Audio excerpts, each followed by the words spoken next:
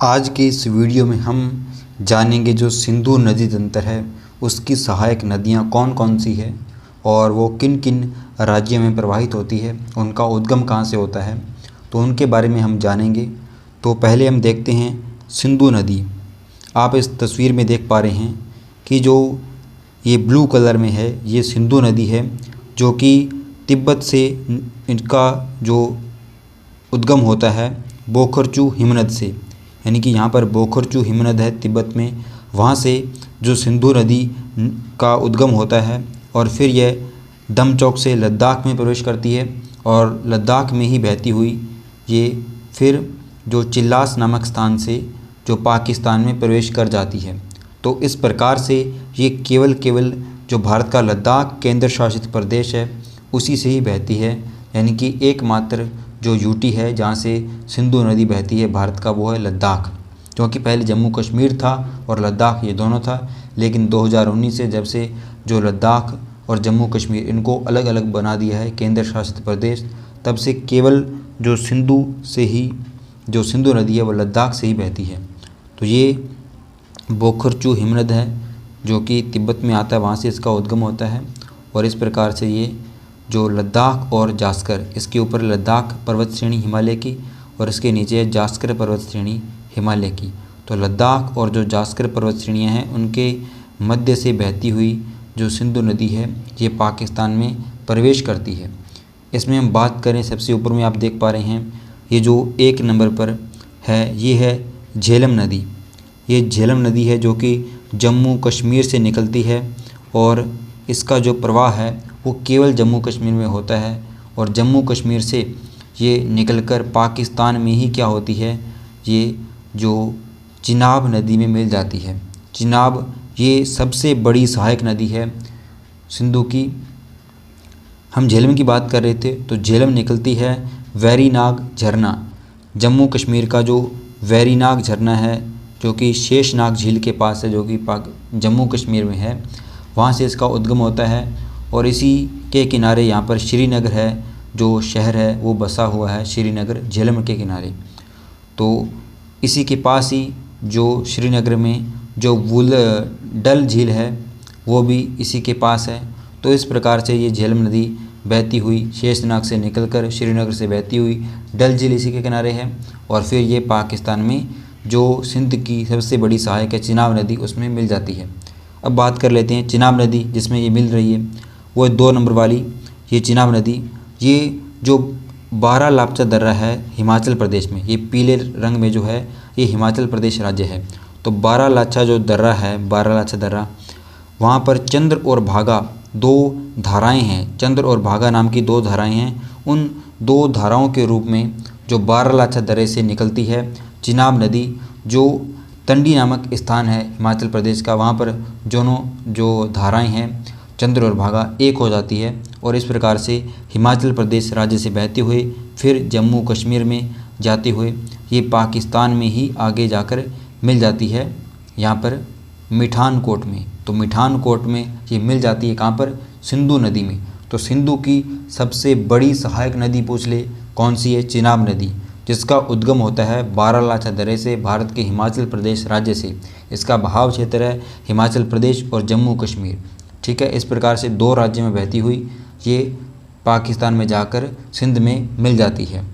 फिर बात करें तीसरी नदी की, जो आप देख पा रहे हैं एकदम पास, तो इसमें जो 3 वाली है 3 नंबर, वो है उस नदी का नाम है रावी नदी।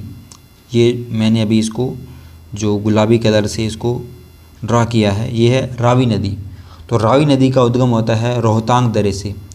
जो रोहतांग दर्रा है हिमाचल प्रदेश में, वहाँ पर किसका उद्गम होता है, रावी नदी का। तो रावी नदी ये भी हिमाचल प्रदेश और पंजाब में बहती हुई, ये पंजाब राज्य है जो इस ऑरेंज कलर में है, ये पंजाब राज्य और ये हिमाचल प्रदेश, इन 2 राज्यों में बहती हुई ये पाकिस्तान में जाकर चिनाब में मिल जाती है। यानी कि ये चिनाब की सहायक नदी है, ना कि सिंधु की, क्योंकि सिंध सबसे बड़ी है, चिनाब नदी है ये सिंधु की सबसे बड़ी सहायक नदी है और उसी में ही बाकी जो सहायक नदियाँ हैं वो मिल जाती है। तो ये झेलम है, ये एकमात्र जम्मू कश्मीर राज्य में, जबकि जो चिनाब है वो 2 राज्यों से, हिमाचल प्रदेश और जम्मू कश्मीर से, और रावी भी 2 राज्यों से। कौन कौन से राज्य? हिमाचल प्रदेश से उद्गम होता है, दूसरा पंजाब। और पंजाब में ही जो रावी नदी पर थीन बांध है, रणजीत सागर बांध जिसको कहते हैं, वो परियोजना बनाई गई है। और दूसरी है चमेरा परियोजना, ये भी बनाई गई है। फिर बात करें हम जो 4 नंबर नदी है, इसी के नीचे रोहतांग दर्रे से, यहाँ पर व्यास कुंड है, रोहतांग दर्रे के पास व्यास कुंड है, क्योंकि रोहतांग दर्रा बहुत ऊंचाई पर है और जब सर्दियों में यहाँ पर बर्फ़ जम जाती है, तो जब ये बर्फ़ पिघलती है तो यहाँ पर व्यास कुंड नामक एक जो झील है, वहाँ से जो व्यास नदी का उद्गम होता है। तो व्यास नदी हिमाचल प्रदेश के व्यास कुंड से निकलकर पंजाब में सतलज नदी में मिल जाती है। तो ये सतलज नदी है, वहाँ पर मिल जाती है। तो ये 2 राज्यों में बहती है, हिमाचल प्रदेश और पंजाब। जो व्यास नदी है ये एकमात्र नदी है जिसका जो संगम है वो भारत में होता है। ठीक है, भारत में कहाँ होता है? पंजाब में। किस नदी के साथ? सतलज नदी के साथ। ठीक है, कहाँ पर होता है? पठानकोट के पास यहाँ पर मिल जाती है ये नदी। सॉरी, पठानकोट नहीं, हरिके बैराज इसको बोलते हैं, हरिके बैराज। तो हरिके बैराज के पास ये मिलती है जहाँ पर इनका मिलान होता है। वहीं से ही जो इंदिरा गांधी नहर का निर्माण किया गया है, जिसे राजस्थान में जलापूर्ति होती है, इसकी अनेक शाखाओं के माध्यम से। अब बात कर लेते हैं जो अंतिम जो इस तंत्र की नदी है, सिंध तंत्र की, उसका नाम है सतलज नदी। ये निकलती है मानसरोवर झील, यहाँ पर मानसरोवर झील है, वहाँ से ऊपर एक राक्षसताल झील है। यहाँ पर मानसरोवर झील है, उसके पास राक्षसताल झील है। तो राक्षसताल जो झील है वहाँ से निकलती है और इस प्रकार से हिमाचल प्रदेश में प्रवेश करती है। किस दर्रे से प्रवेश करती है, ये प्रश्न पूछा जाता है। शिपकिला दर्रा, तो शिपकिला दर्रा है यहाँ पर, वहाँ से प्रवेश करती है हिमाचल प्रदेश पंजाब में बहती हुई। इसमें व्यास नदी मिल जाती है पंजाब में, और फिर ये सतलज नदी आगे बहती हुई कहाँ जाती है? पाकिस्तान में और चिनाब में मिल जाती है। तो इस प्रकार से ये 5 नदियाँ हैं जो कि सिंधु की सहायक नदियाँ हैं। इनके राज्य की बात करें कि कहाँ कहाँ पर कहाँ से निकलती है, किन किन राज्य में बहती है, तो झेलम का उद्गम वेरीनाग जम्मू कश्मीर से और जम्मू कश्मीर राज्य में ही बहती है, आगे पाकिस्तान में चली जाती है।